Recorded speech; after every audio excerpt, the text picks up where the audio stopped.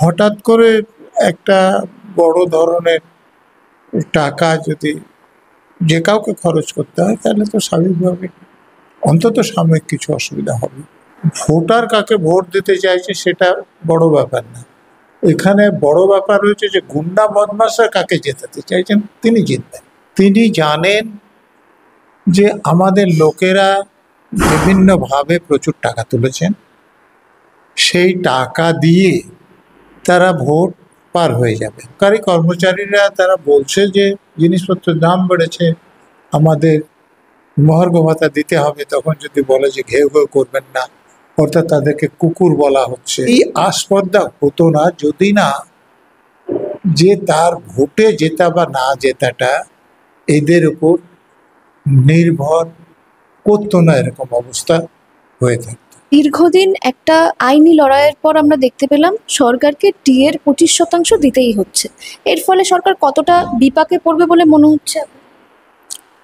সরকারের বিপক্ষে পড়ার কথা নয়। এখন সরকার যেহেতু অনেক দিন থেকে এটা দেয়নি, বকেয়া পড়ে গিয়েছে, সেই জন্যে সাময়িকভাবে কিছু অসুবিধা হতে পারে, কিন্তু আমার মনে হয় যে রাজ্য সরকার সেটা সামলে নিতে পারবে। যেমন রাজ্য সরকারের উকিলের তরফ থেকে দাবি করা হচ্ছে যে এই 25% দিতেও নাকি তাদের সরকারের কোমর ভেঙে যাবে। না, সেটা আমি যতটা শুনেছি বিভিন্ন চ্যানেলে, যে দুজন জজ সাহেব প্রথমে যে প্রস্তাব দিয়েছিলেন যে 50% আগে মিটিয়ে দিতে হবে, তখন তারা বলেন যে রাজ্য সরকার পারবে না, তাদের কোমর ভেঙে যাবে। তারপরে তারা বলেছেন ঠিক আছে, তাহলে এখন 25% আমরা মিটিয়ে দেন। সেটাতে যে অসুবিধা হবে না সেটা তারা বলেনি, কিন্তু কোমর ভাঙার কথাটা এসেছিল 50% যখন দিতে বলেছিলেন তখন। তো হঠাৎ করে একটা বড় ধরনের টাকা যদি যে কাউকে খরচ করতে হয় তাহলে তো স্বাভাবিকভাবে অন্তত সাময়িক কিছু অসুবিধা হবে। এই যে মমতা মমতা বন্দ্যোপাধ্যায় যে বলেছিলেন যে ভৌ ভৌ করবেন না, আপনাদের টাকা দিয়ে দেব, এই যে এই রায়ের ফলে কি যে দিয়ে দেওয়ার যে বিষয়টা, এটা তো মানুষের অধিকার, সরকারি কর্মীদের অধিকার, এটা প্রমাণিত হবে।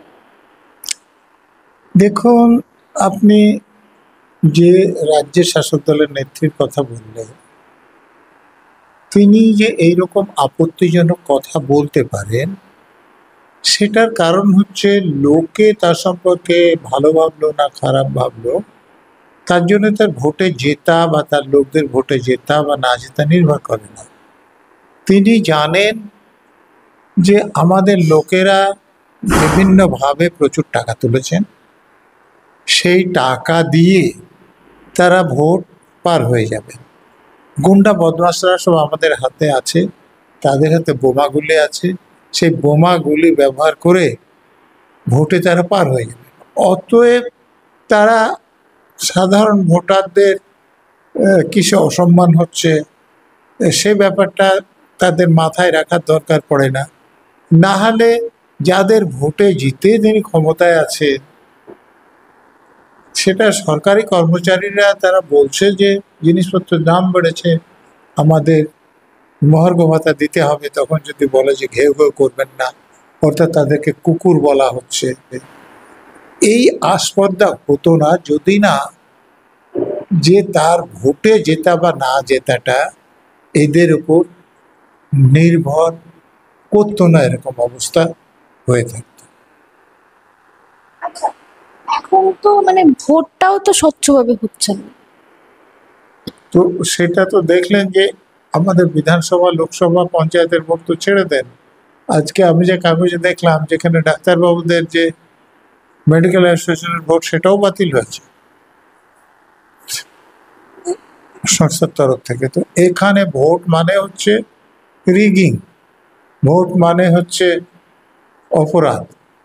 তো আমি তো বললাম যে ভোটার কাকে ভোট দিতে চাইছে সেটা বড় ব্যাপার না।